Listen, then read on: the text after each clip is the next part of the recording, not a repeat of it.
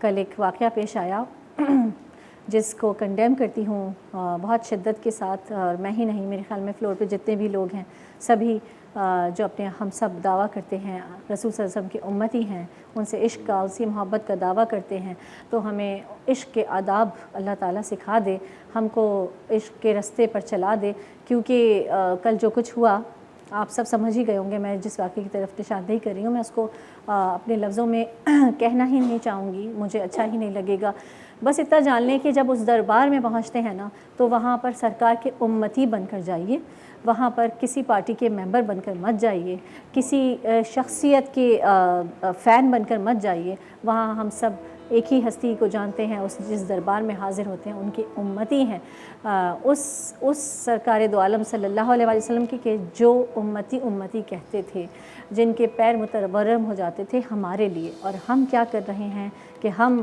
اذیت دے رہے ہیں اس حرم پاک میں، وہاں پر آوازیں بلند کر رہے ہیں، جبکہ قرآن خود کہہ رہا ہے کہ اپنی آوازیں نبی کی آواز سے نیچی رکھو۔ صحابہ جب وہاں موجود ہوتے تھے آپ صلی اللہ علیہ وسلم کے دربار میں، تو ذرا پڑھیے کتابیں اٹھا کر کہ کیا ان کی حالت ہوتی تھی نبی صلی اللہ علیہ وسلم کے سامنے، پلس حرم کا جو لفظ، یہ جو مطلب ہے نا، اس کو جاننے کی کوشش کیجئے۔ بہت سارے لوگ اس کی توجیہ پیش کرتے نظر آ رہے ہیں، ایکسکیوزز دیتے نظر آ رہے ہیں۔ میں بس اتنا کہوں گی کہ حرم وہ جگہ ہے، حرمین شریفین جو ہم کہتے ہیں، مکہ اور مدینہ، یہ وہ جگہ ہے جہاں پر سعودی بادشاہ کو بھی خادم الحرمین الشریفین کہا جاتا ہے۔ وہ سعودی عرب کے بادشاہ ہیں، لیکن ان دو شہروں کے یعنی حرمین شریفین کے بادشاہ نہیں ہیں، کیونکہ وہاں بادشاہوں کے بادشاہ موجود ہیں، تو وہاں پر وہ خادم الحرمین الشریفین ہیں۔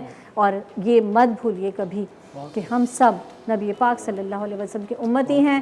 مت کیجئے یہ کوشش کسی کو بھی خوش کرنے کے لیے کہ ایسا نہ ہو کہ سرکار وہاں ناراض ہو جائیں، اللہ ناراض ہو جائے اور روز حشر ہم کو شرمندگی کا سامنا کرنا پڑے۔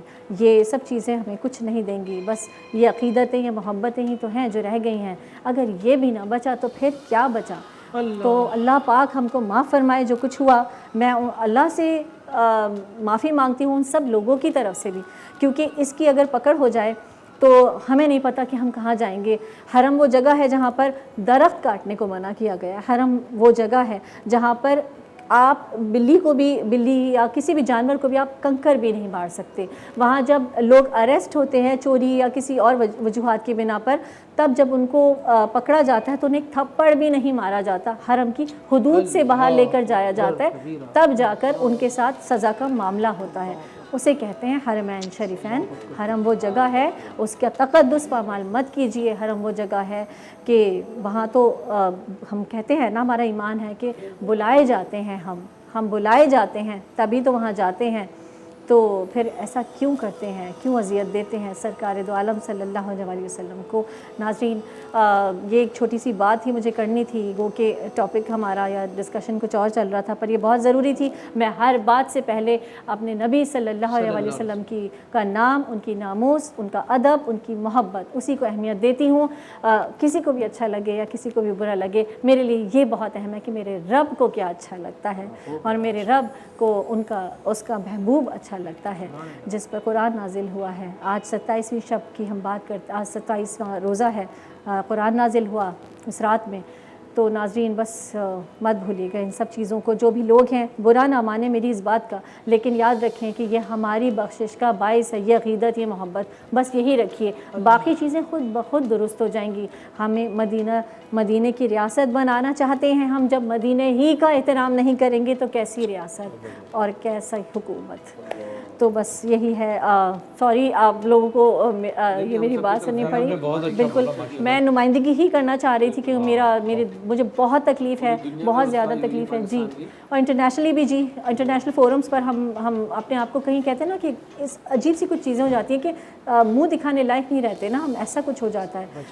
تو بس اللہ تعالی ہم کو ہدایت دے۔ وقفے کے بعد تو حرمین شریفین کے راستے کھلے ہیں جی جی، اور وہاں جا کے اس قدر طوفان بدتمیزی مچانا بالکل حرم کیسین کے اندر، کہ جہاں پہ سلطان عبدالحمید نے بھی جب وہ تعمیرات کے کام تھے تو وہ حرم سے باہر بہت میل دور دروازے کھڑکی بناتے تھے، کیل ٹھوکنے کی بھی آواز نہ ہے۔ صحیح بات ہے مفتی صاحب، امام مالک رحمۃ اللہ علیہ تو چپل نہیں پہنتے تھے، اور یہ بات صرف دربار رسول کی نہیں ہے، وہ اس صحن کی بھی ہے، ان روڈز کی بھی ہے جو حرم کی حدود میں آتے ہیں۔ مدینہ چھوڑ کے جاتے نہیں تھے. کسی نے پوچھا کہ آپ بیت اللہ کیوں نہیں جاتے؟ کہہ لیں گے ہاں یہ مجھے چھوڑنا نہیں ہے سرکار ہے. کہا وہاں کیوں نہیں جاتے؟ وہاں بیت اللہ ہے. آپ کھڑے ہوگا جلال کے اندر. کہا سن وہاں بیت اللہ ہے تو یہاں رسول اللہ ہے. اور ان کو یہ بھی ہوتا تھا کہ ایسا نہ ہو کہ موت مدینے سے باہر آ جائے, اس لیے تو وہ صرف مدینہ حج کے لیے باہر نکلے. آپ میں سمجھتا ہوں یہاں ایک بہت بڑا فیکٹر ہے. ابھی تک جتنے 47 سے لے کر اب تک ہم پاکستانی قوم جو ہے وہ قوم نہیں بن سکے. ابھی ہجوم ہے. اس کی سب سے بڑی وجہ تعلیم و تربیت کی کمی ہے.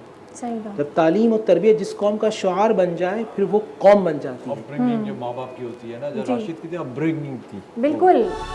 نور کی برسات ہے.